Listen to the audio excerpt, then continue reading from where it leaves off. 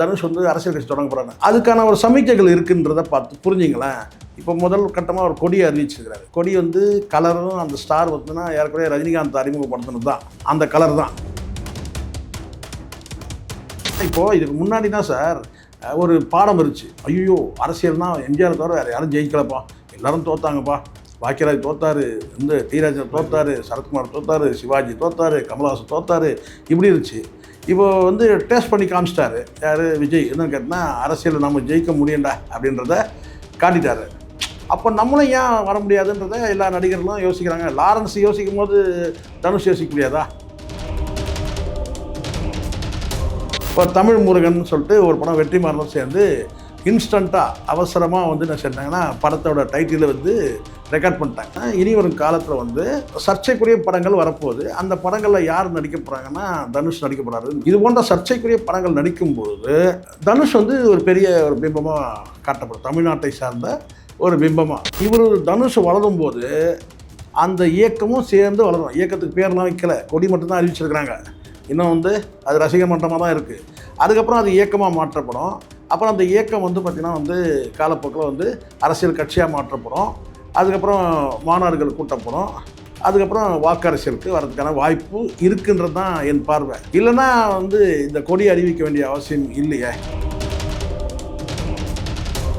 வெற்றிடம் இருக்குது அரசியல்னு சொல்லிட்டு ரஜினிகாந்த் அவர் வந்து அரசியலுக்கு வரதா அறிவிச்சிருந்தார். அவர் வருவார், நம்ம எல்லாருமே எதிர்பார்த்தோம். திடீர்னு வந்து சென்றார், பேக் அடிச்சிட்டாரு, நான் வரலன்னு சொல்லிட்டு அது சில காரணங்களும் சொல்லிட்டாரு. அப்போது எப்படின்னா அந்த வெற்றிடம்னு ஒன்று இருக்கிறது உண்மை தானே.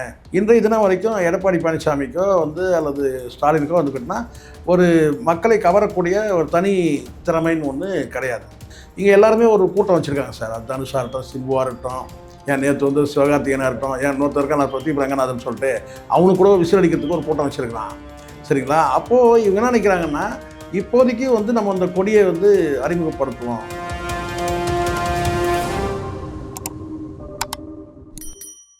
நடிகர் தனுஷ் வந்து ரசிகர் மன்ற சார்பாக ஒரு கொடி ஒன்று அறிமுகப்படுத்தியிருக்காரு. அது பெரிய பேச்சு பொருளாக இருக்குது. எல்லாரும் இப்போ வந்து கொஞ்சம் இப்போவே ஒரு கால் ஊனி வச்சுக்கிறது நல்லதுன்னு நினைக்கிறேன். ஏன்னா இப்போது விஜய் மக்கள் இயக்கம் தொடங்கும்போது கூட பார்த்திங்கன்னா யாருமே வந்து அது ஒரு கட்சி ஆகணும்னு நினைக்கவே இல்லை. அதில் பெருசாக ஆர்வமே இல்லை. விஜய்க்கு ஆர்வம் இல்லாமல் மாதிரி தான் இருந்தார். அவங்க அப்பாவுக்கு தான் இதில் ரொம்ப ஆர்வம் அப்படிதான் இருந்துச்சு. ஆனால் அவருக்குள்ள ஒரு வந்து ஒரு அரசியல் ஆசை இருக்கிற மாதிரியே தெரியல அந்த டைமில். அப்புறம் வந்து அப்பாவுக்கும் மகனுக்கும் முரண் ஏற்பட்டது. இவருக்கு அரசியல் பிடிக்கலைங்க, ஆனால் அவங்க அப்பா தான் கட்டாயப்படுத்துகிறாருன்ற மாதிரிலாம் கூட சொன்னாங்க. ஏன்னா விஜய் சொன்னாங்க. அப்புறம் ஒரு கட்டத்துக்கு பிறகு அப்பாவுக்கும் மகனுக்கும் மோதலாகி அதுக்கப்புறம் வந்து விஜய் மக்கள் இயக்கத்தை இவர் வந்து மாற்றி அமைச்சார். இதெல்லாம் இருக்குது. இப்போ ஒரு குறிப்பிட்ட ஒரு காலம் வரும்போது ஒரு அதுக்கான சூழல் வருது. இப்போ உதாரணத்துக்கு இங்கே வெற்றிடம் இருக்குது அரசியல்னு சொல்லிட்டு ரஜினிகாந்த் அவர் வந்து அரசியலுக்கு வரதா அறிவிச்சிருந்தார். அவர் வருவார், நம்ம எல்லாருமே எதிர்பார்த்தோம்.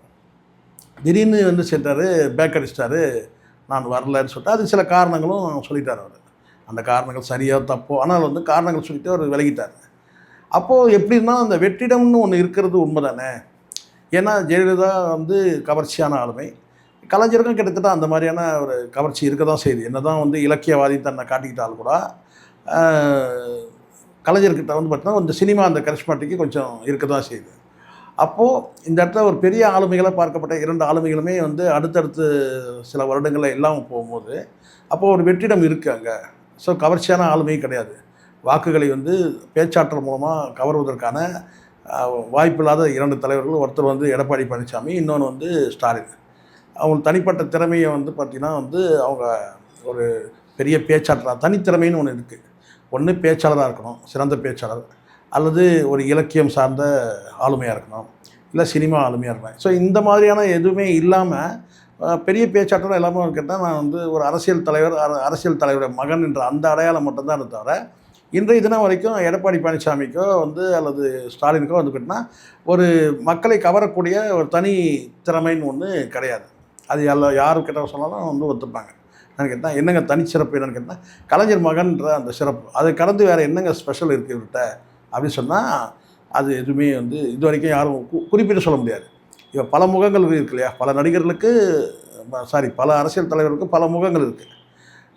ஆனால் வந்து இவர்கிட்ட இல்லை. இப்போ ஜெயலலிதா எடுத்துக்கிட்டீங்கன்னா கூட பார்த்தீங்கன்னா அவங்களுக்கு வந்து ஒரு நடிகைன்ற அந்த அடையாளம் இருக்குது. அதை கடந்து தான் ஆனால் இவங்களுக்கு அந்த நடிகர்ன்றதை நம்ம சொல்லிக்க முடியாது. அது உதயநிதியை நம்ம பெரிய நடிகர்னு சொல்ல முடியாது. ஏன்னா வந்து அவங்களாம் ஒரு டைம் பாஸிங்காக நடித்தது தான் தவிர சினிமாவில் அச்சீவ் பண்ணணும்னு வந்து நடிச்சதில்லை. பட் விஜய் அப்படி கிடையாது. சினிமாவில் அச்சீவ் பண்ணணுன்ற அந்த நோக்கத்துக்காக வந்து சினிமாவில் ஜெயித்தவங்க. அப்போ ரஜினியும் அப்படி தான். ஆனால் ரஜினிகாந்த் வரல. அப்போ அந்த இடத்துல ஒரு வேக்கண்ட் இருக்குது. இப்போ மக்களை கவரக்கூடிய ஒருத்தர். அப்போது நம்ம வரலான்றது ஒரு சூழல் வருது. என்னன்னு கேட்டால், அதாவது காலம் கூடி வருது விஜய்க்கு. அப்படி தான் வந்து தான் இன்றைக்கி ஜெயிச்சிருக்காருன்னு வச்சுக்கோங்க. இப்போது தனுஷ் ஆரம்பிக்கும் போது நம்ம என்ன சொல்கிறோம், ஏற்கனவே ஏகப்பட்ட எங்கள் நடிகர்கள்லாம் வந்துட்டாங்க, அரசியல் வந்துட்டாங்க. இந்த விஜய் கூட வந்து முதலமைச்சர் ஆகிட்டார். இவர் எப்போ கட்சி தொடங்கி எப்போ வந்து எப்போ ஆகுறது அப்படின்னு ஒரு இருக்கு இல்லையா. இங்கே எல்லாருமே ஒரு கூட்டம் வச்சுருக்காங்க சார். அது தனுஷாக இருக்கட்டும், சிம்புவாக இருக்கட்டும், ஏன் நேற்று வந்து சிவகார்த்திகேயனாக இருக்கட்டும், ஏன் இன்னொருத்தருக்கா நான் பிரதீப் ரங்கநாதன் சொல்லிட்டு அவனுக்கு கூட விசில் அடிக்கிறதுக்கு ஒரு கூட்டம் வச்சுருக்கலாம். சரிங்களா. அப்போது இவங்க என்ன நினைக்கிறாங்கன்னா, இப்போதைக்கு வந்து நம்ம அந்த கொடியை வந்து அறிமுகப்படுத்துவோம் அப்படின்ற அந்த இது இருக்கு ஒன்று. ரெண்டாவது படங்கள் உலகம் நகரும் போது இப்போ தனுஷ் நீங்கள் கேட்டீங்க ஈஸியாக, தனுஷ் வந்து அரசியல் கட்சி தொடங்க போகிறாங்க. அதுக்கான ஒரு சமிக்கைகள் இருக்குன்றதை பார்த்து புரிஞ்சிங்களேன். இப்போ முதல் கட்டமாக ஒரு கொடியை அறிவிச்சிருக்கிறாரு. கொடி வந்து கலரும் அந்த ஸ்டார் வந்துன்னா ஏற்கனவே ரஜினிகாந்த் அறிமுகப்படுத்தினது தான் அந்த கலர் தான், நட்சத்திரம் இதெல்லாம். இப்போது அடுத்த கட்டமாக அந்த படங்களில் வந்து பார்த்திங்கன்னா அந்த ஓம்னு ஒரு படத்தில் நடிக்கிறாரு. ஓம்னு ஒரு படம். அந்த ஓம்னு ஒரு படம் நடிக்கும் போது வந்து பார்த்திங்கன்னா இப்போ இதில் ஒரு ஸ்பெஷல் இருக்குது. விஜய் கடந்து ஒரு ஸ்பெஷல் ரஜினி இவர்கிட்ட இருக்குது, தனுஷ்கிட்ட இருக்குது. என்னன்னு கேட்டிங்கன்னா, வேற்று மொழியிலையும் வந்து விஜய்க்கு சாரி இப்போ தனுஷ்க்கு வந்து பார்த்திங்கன்னா பெரிய அறிமுகம் இருக்குது பாலிவுட்டில். மற்ற மொழிகள்லேயும் ஓரளவுக்கு வந்து அறிமுகம் இருக்குது. இப்போ சவுத் இந்தியா தான்னா வந்து விஜய்க்கு வந்து பார்த்திங்கன்னா வந்து வட இந்தியா ஹிந்தியில் வந்து பெரிய அளவில் அவருக்கு வந்து நேரடியாக நடித்த படங்கள் எதுவும் கிடையாது. பட் இவர் நேரடியாக நடித்த படங்களே இருக்குது. யார்? தனுஷ்க்கு. சரிங்களா. அப்போது ஒரு ஆல் ஓவர் இந்தியாவில் வந்து பார்த்திங்கன்னா வந்து விஜய் அளவுக்கு மாசு இல்லைனாலும் கூட ஒரு கணிசமான அந்த எண்ணிக்கை இப்போ இருக்குது. இப்போ அடுத்தடுத்து நடிக்கக்கூடிய படங்கள் சர்ச்சைக்குரிய படங்களாக இருக்குன்னு நான் நினைக்கிறேன் அநேகமாக. ஏன்னா ஓம்ன்ற படம் வந்து இந்த செம்மர கடத்தல் வந்து அதுக்காக ஒரு 20 பேரை கொண்டாங்க தெரியுங்களா. ஆந்திராவில் சித்தூரில் வந்து தமிழ்நாட்டிலேருந்து போனவங்க ஒரு 20 பேர் கொல்லப்பட்டாங்க. அதில் ஒரு 15 பேர் தமிழர்கள், மற்ற 5 பேர் வந்து வேற்றுமொழியை சார்ந்தவங்க. ஸோ இங்கேருந்து போனதில் சொல்கிறேன். அப்போது அந்த சப்ஜெக்ட் தான் எடுத்து இந்த படத்தை வந்து ஓம்ன்ற படத்தை எடுக்கிறாங்க. அது கண்டிப்பாக அந்த படம் வந்து சர்ச்சையாகும். இப்போ சர்ச்சையானால் தான் அந்த படமே இப்போ ஓடுன்ற நிலைமை ஆயிடுச்சு. இங்கே மட்டும் கிடையாது, ஆந்திராலேயும் ஓடும் அந்த படம். ஏன்னா அப்படி தானே இருக்குது, சர்ச்சையாக இருக்குது. அப்போது இந்த இடத்துல அடுத்த கட்டமாக வந்து என்டிஆர் வந்து ஜூனியர் என்டிஆர் வந்து ஒரு படம் அறிவிக்கிறாங்க. அந்த படத்தில் வந்து பார்த்திங்கன்னா அதாவது சிவலிங்கத்தோடு, அதாவது சிவலிங்கன்ற அந்த இவ்வளோ சூலாயுதத்தோடு சேர்ந்து முருகருடைய அந்த வேலும் இருக்கிற மாதிரி. சூலாயுதம்ன்றது வந்து சிவனுக்கு அந்த ஆயுதம். அதில் வந்து பார்த்திங்கன்னா முருகருடைய அந்த வேலும் இருக்கிற மாதிரி, அதுக்கப்புறம் டிஎன்ஏ சிம்பிள் இருக்கிற மாதிரி இவங்க பார்த்துருப்பீங்க. ஸோ அது வந்து அது ஒரு வகையில் இருக்குன்னா உடனே என்ன செஞ்சாங்கன்னா, இப்போ வெற்றிமாறனோட சேர்ந்து ஒரு படம் அறிவிச்சிருக்கிறாங்க. இப்போ தமிழ் முருகன் சொல்லிட்டு ஒரு படம் வெற்றிமாறனோட சேர்ந்து இன்ஸ்டண்ட்டாக அவசரமாக வந்து என்ன செஞ்சாங்கன்னா படத்தோட டைட்டிலை வந்து ரெக்கார்ட் பண்ணிட்டாங்க. உடனே பண்ணி உடனே வந்து அறிவிச்சிட்டாங்க. அப்போ இதில் வந்து என்ன தெரியுங்கன்னா, இனி வரும் காலத்தில் வந்து ஒரு சர்ச்சைக்குரிய படங்கள் வரப்போகுது. அந்த படங்களில் யார் நடிக்க போகிறாங்கன்னா, தனுஷ் நடிக்க போகிறாரு. ரெண்டுமே சர்ச்சைக்குரிய படங்கள் தான். சர்ச்சைன்றது நான் நமக்கு சர்ச்சைன்னு சொல்ல, ஆனால் அங்கே வந்து முருகன் சர்ச்சையாகும் போது வட இந்தியாவில் வந்து பிறந்தவர் தான் முருகர். முருகர் வந்து தமிழர் அடையாளம் கிடையாது, தமிழ் கடவுள் கிடையாது, அவர் பிறந்ததே வந்து வட இந்தியா தான் சொல்லி ஒரு ஆராய்ச்சிக்கு போகிறாங்க. அந்த ஆராய்ச்சி எங்கே போய் முடியும்னு தெரியல. சரிங்களா. இங்கே இருக்கவும் விட்டு கொடுக்க மாட்டாங்க. அவர் தமிழ் கடவுள் தான் அப்படின்னு சொன்னாங்க. தமிழ் கடவுள்லாம் கிடையாது, அவர் பிறந்ததே வந்து பார்த்திங்கன்னா வந்து வட இந்தியாவில் தான்ன்ற மாதிரி சொல்கிறாங்க. ஸோ இதுவே ஒரு பிரச்சனை. இனி நேராக சிவபெருமானே வந்து சொன்னால் தான் உண்டு. சிவபெருமான் பார்வதி வந்து 2 வந்து சொன்னால் தான் வந்து முருகர் எங்கே பிறந்தாருன்றதுக்கு நமக்கு தெரியும். ஆனால் வரலாற்று ஆய்வாளர்கள்லாம் என்ன சொல்கிறாங்கன்னு பொறுத்து வந்து பார்க்கலாம். ஆனால் இது போன்ற சர்ச்சைக்குரிய படங்கள் நடிக்கும்பொழுது தனுஷ் வந்து ஒரு பெரிய ஒரு பிம்பமாக காட்டப்படும். தமிழ்நாட்டை சார்ந்த ஒரு பிம்பமாக, தமிழருடைய அடையாளமாக பார்க்கப்படும் போது இங்கே ஏற்கனவே தமிழ் தேசிய அரசியல் ஒன்று இங்கே இருக்குது. அதை சரியாக முன்னெடுத்து போகிற இடத்துல சீமான் அவர்கள் இருக்கிறாங்க. இப்போ அடுத்த கட்டமாக வந்து பார்த்திங்கன்னா, இப்போது தனுஷ் இது போன்ற படங்கள் நடிக்கும்பொழுது அதுவும் வந்து தமிழ் தேசிய சிந்தனைகள் தான் வெற்றிமாறன்லாம். அப்போ இவங்கெல்லாம் இந்த படத்தை அடுத்த கட்டமாக வந்து வெற்றி பாதை கொண்டு போகும்போது தனுஷ் வந்து இன்னும் வந்து பேசப்படுவார். அப்போ இவர் தனுஷ் வளரும்போது அந்த இயக்கமும் சேர்ந்து வளரும். இயக்கத்துக்கு பேர்லாம் வைக்கல, கொடி மட்டும்தான் அறிவிச்சிருக்கிறாங்க. இன்னும் வந்து அது ரசிகர் மன்றமாக தான் இருக்குது. அதுக்கப்புறம் அது இயக்கமாக மாற்றப்படும். அப்புறம் அந்த இயக்கம் வந்து பார்த்திங்கன்னா வந்து காலப்போக்கில் வந்து அரசியல் கட்சியாக மாற்றப்படும். அதுக்கப்புறம் மாநாடுகள் கூட்டப்படும். அதுக்கப்புறம் வாக்கு அரசியலுக்கு வர்றதுக்கான வாய்ப்பு இருக்குன்றது தான் என் பார்வை. இல்லைன்னா வந்து இந்த கொடி அறிவிக்க வேண்டிய அவசியம் இல்லையே. இல்லை, கொடி அறிவித்தாலே வந்து அடுத்த கட்டமாக இது வந்து அரசியல் நகர்தான். ஒரு ரசிகர் மன்றமாக இருக்கிறது, அந்த மன்றத்தை கடந்து ஒரு மன்றத்துக்கு அடையாளமாக ஒரு கொடியை அறிவிக்கும் போது அது நடக்குது. இது விஜயகாந்தே நான் பண்ணியிருக்கிறேன். விஜயகாந்த் பண்ண தான் விஜயம் பண்ணார். விஜயகாந்த் என்ன செஞ்சார்னா, முதல்ல வந்து மன்றத்தில் கூடிய பந்தம் மட்டுமே வச்சு ஒரு கொடியை வந்து தேர்வு செஞ்சார். அதுதான் காலப்போக்கில் உங்களுக்கு அப்படியே வந்து அரசியல் கட்சியாக மாறுச்சு. அதே மாதிரி தான் விஜயம் அப்படி தான் பண்ணார். இல்லை, கலர் வண்ணம் மாறி இருக்கலாம், ஆனால் பட் கொடி அறிமுகன்றது ஸ்டார் வச்சு அப்படி தான் ஆரம்பித்தார். இப்போ அடுத்த கட்டமாக வந்து தனுஷ் அதை வந்து எடுத்துக்கிறாரு. அடுத்து வேறு யார் வருவாங்கன்னு தெரியல. சிம்பு வருவாரான்னு இனிமேல் தான் கேட்கணும்.